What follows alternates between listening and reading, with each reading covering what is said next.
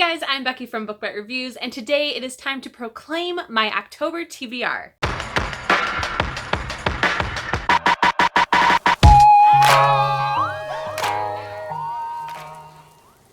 Last month I tried out something with my TBR where I only proclaimed the books that I had to read that month. Those were things like book club books or books that I accepted for review, and then for the rest of the month, once I finished those, I would just mood read. In September, it worked out really well, and I actually read a lot. I don't know if that is just due to my reading mood or if it was because I didn't do such a structured TBR, but either way, it worked out, so I'm going to stick with it for the rest of the year. So again, this TBR video will be pretty short, as I only have 4 books officially on it. First, let's go ahead and talk about the 2 books that I accepted for review this month. The first one is The Guesthouse Witch by Desy Smith. This book is actually a short story. According to Goodreads, it's only like 50 pages, so I should be able to get through this in one day. In this story, we have a world where supernatural creatures exist. Our main character is a witch who is part of a family of witches, and for some reason, they are not liked. Our main character comes home one day and her mom and aunt have been taken. Out of fear, the grandmother of our main character sends her away to a safe house, which is owned by an alpha wolf. Hijinks ensue, and she ends up going off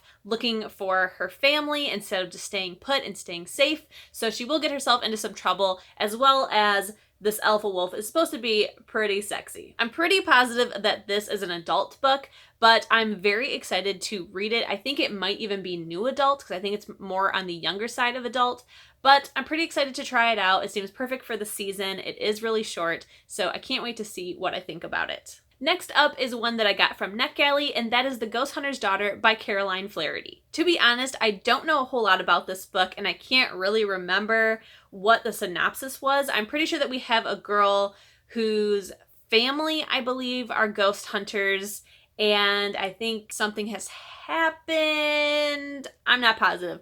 That could be totally wrong. I do remember that this is supposed to be a little bit more on the scarier side of paranormal, so it is, again, very perfect for the season, which is the main reason that I requested it from NetGalley. But I am a tad nervous, as I am a scaredy cat, but it does sound really interesting. I do find ghost hunters and different stories that have ghosts in it very fascinating, so I'm very excited for this one as well. Next up is the October book club pick, and that is There's Someone Inside Your House by Perkins. I think that this may be the first book that I pick up in October because, like I just said, I am a little bit of a scaredy cat, and this one is supposed to be pretty scary. I have read reviews that said if you are a fan of horror, you may not like this. Perkins is normally a YA contemporary romance author. This is her first scary book. So horror fans have said that it's not scary and it's pretty predictable, but those who are a little bit more scared, like me, say that it actually is a really enjoyable time. So I think that that is where I will end up falling. I think it'll be like just scary enough for me, or maybe I'll just find it very interesting because it's supposed to be a girl who has a troubled past. She moves in with her grandmother and her classmates start dying one by one, and each murder is more and more gruesome. And for some reason, it is all because of her and her dark past. So that is super interesting to me. So I might find it more interesting instead of scary because I don't find gore to be too much. It's more of like the creep factor, like the fact that someone's inside your house. That is what's going to get to me more than gruesome murders. The only thing that makes me a little bit questionable about this is that there is a romance in it. I'm someone who appreciates a romance in every single book, but I just feel like maybe with a scary book that the romance is not going to be needed. I really hope that we don't have the princess in need of saving trope. I really don't want this boy to save her. I really won't like that, but we will find out together. Like I said, this is for book club, so I technically don't have to have it read until the 4th Sunday of the month. I want to try to get it out of the way because, like I said, I am nervous about it because I'm worried I'm not going to be able to sleep. The very last book that I have on my TBR is my most anticipated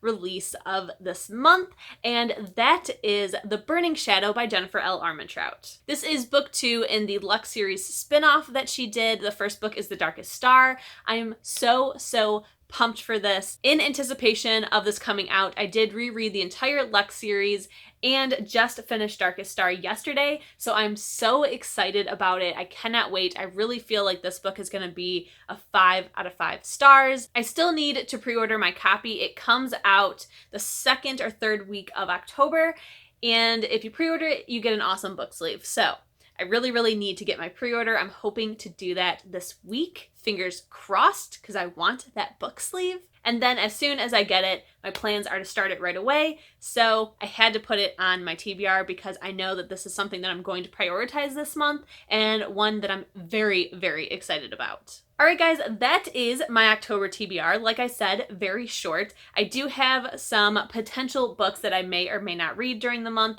that all kind of fit the spooky theme. So I really want to read some paranormals, some mysteries. I'm very excited about October. This is my favorite month, my favorite season, my favorite holiday is coming up. So freaking excited. I will let you know that there is going to be another TBR video later this month. October 30th is my 1-year anniversary on BookTube. To celebrate, what I want to do is host a readathon. It's just going to be a week long during the week that my anniversary falls on. It's going to be very simple. I'm going to have 3 prompts. I really don't foresee that many people participating, if any. It might just be my own personal readathon, but I just thought it would be something really cool to do to celebrate, because I can't think of any kind of like videos I want to make, and I really love readathons. So I figured, why not host my own, see if anybody even cares to do it. Like I said, it'll be very simple. I will have an announcement video and a TBR for it, so definitely keep an eye out for that. If you guys enjoyed this video, please don't forget to give it a thumbs up. If you loved it and you want to see more bookish content from me, please hit that subscription button. And if you want to be notified as soon as my videos go live here on YouTube, hit the notification bell. I'll see you in my next one. Bye.